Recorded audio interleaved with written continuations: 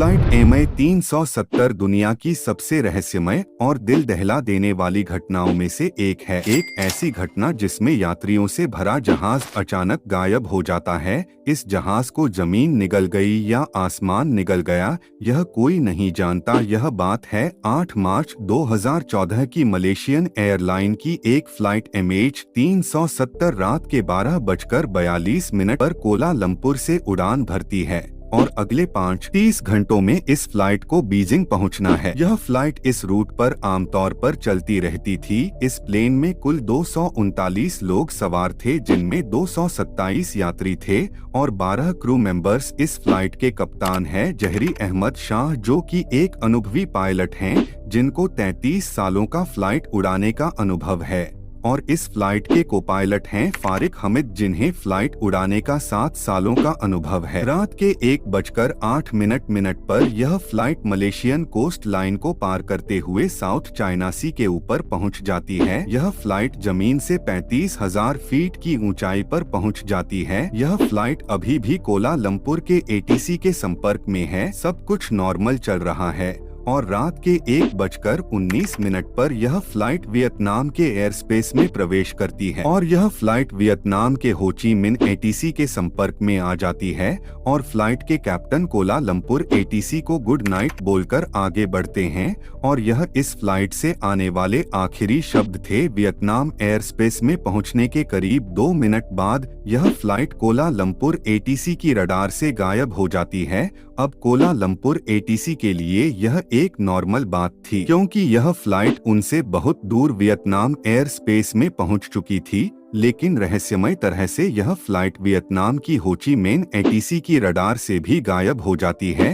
हो ची मिन ATC बार बार इस फ्लाइट से संपर्क करने की कोशिश करती है, लेकिन उन्हें कोई जवाब नहीं मिलता। हो ची मिन ATC इस गायब हुए प्लेन के बारे में तुरंत कोलालमपुर ATC को बताती है। किसी को समझ नहीं आ रहा था कि यह फ्लाइट क्यों, कैसे और कहां गायब हो गई, और इस घटना के बाद फ्लाइट MH370 बन जाती है इतिहास की सबसे बड़ी एविएशन की मिस्ट्री। सभी को लग रहा था कि किसी तकनीकी खराबी की वजह से फ्लाइट से संपर्क नहीं हो पा रहा। देखते ही देखते सुबह हो जाती है और सुबह 6:30 बजे इस फ्लाइट को बीजिंग में लैंड कर जाना चाहिए था, लेकिन यह फ्लाइट वहां पहुंची ही नहीं। तुरंत इस फ्लाइट को खोजने के लिए एक सर्च अभियान चालू किया जाता है और जहां पर फ्लाइट से आखिरी बार संपर्क टूटा था, उस जगह के कई 100 किलोमीटर के दायरे में समुद्र में छानबीन की जाती है।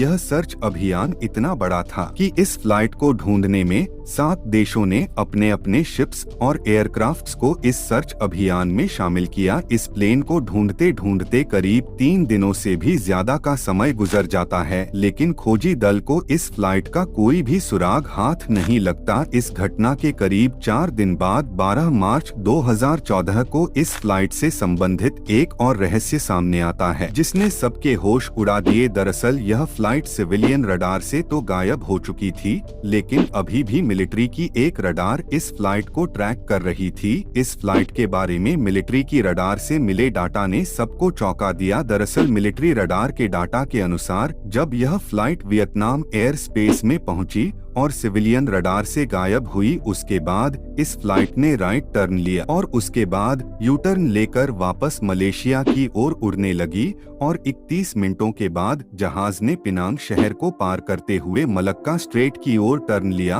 और यह फ्लाइट अंडमान और निकोबार आइलैंड की ओर उड़ने लगी। रात के 2:22 तक मिलिट्री की रडार ने इस जहाज को ट्रैक किया। उसके बाद जहाज मिलिट्री की रडार की पहुंच से भी दूर निकल गए। अभी तक जिस जगह पर प्लेन को ढूंढा जा रहा था वहां तो कोई प्लेन था ही नहीं। इस घटना ने अब एक नया मोड़ ले लिया था। आखिर यह प्लेन कहां गया? इस प्लेन को जाना था सीधा, लेकिन इसने यू टर्न क्यों लिया और यह इंडियन ओशन की ओर क्यों पहुंचा? और मिलिट्री रडार से गायब होने के बाद यह प्लेन किधर मुड़ा? सवाल अनेक थे, लेकिन जवाब कोई नहीं। अब खोजकर्ताओं के पास एक और बड़ी चुनौती थी, इंडियन ओशियन के एक बड़े भाग में सर्च अभियान करना। जो रेस्क्यू टीम अभी तक प्लेन को गल्फ ऑफ थाईलैंड और साउथ चाइना सी में ढूंढ रही थी, उसने अब इंडियन ओशियन के इस भाग में प्लेन को ढूंढना शुरू कर दिया। कई दिनों तक खोजबीन करने के बाद भी इस एरिया में भी प्लेन का कोई अता पता नहीं नहीं चला। इस प्लेन की गुत्थी को अभी तक कोई समझ ही नहीं रहा था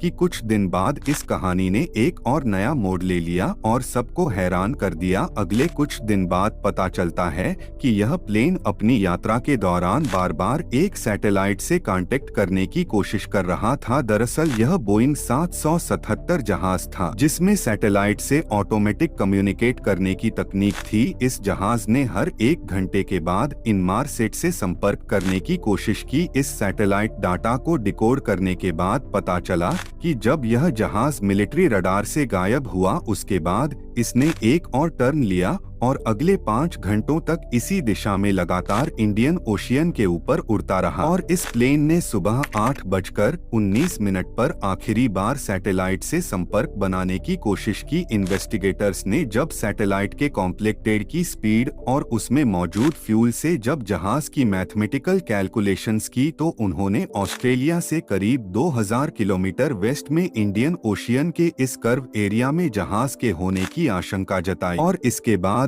शुरू होता है दुनिया का सबसे बड़ा सर्च ऑपरेशन और एक बड़े स्तर पर समुद्र के इस भाग की तहकीकात शुरू होती है, लेकिन इस जहाज का कोई नामो निशान नहीं मिलता। फिर अप्रैल 2014 के बाद समुद्र के ऊपर चलने वाले सर्च ऑपरेशन को बंद करके डीप ओशियन सर्च को चालू किया गया, जिसमें आधुनिक तकनीक से समुद्र के नीचे की मैपिंग की गई और जहाज को सालों तक ढूंढा जाता रहा। यह सर्च ऑपरेशन दुनिया का सबसे महंगा सर्च ऑपरेशन था और लगातार 3 सालों तक इस जहाज की खोजबीन चलती रही, जिसमें $160 मिलियन का खर्चा आया, लेकिन इस जहाज का कोई अता पता नहीं चला। और 3 सालों के बाद सर्च ऑपरेशन को बंद करना की MH370 के साथ 239 लोग गायब हुए थे, जिनका आज तक कोई अता पता नहीं है। तो आपको यह वीडियो कैसा लगा कमेंट बॉक्स में जरूर बताएं।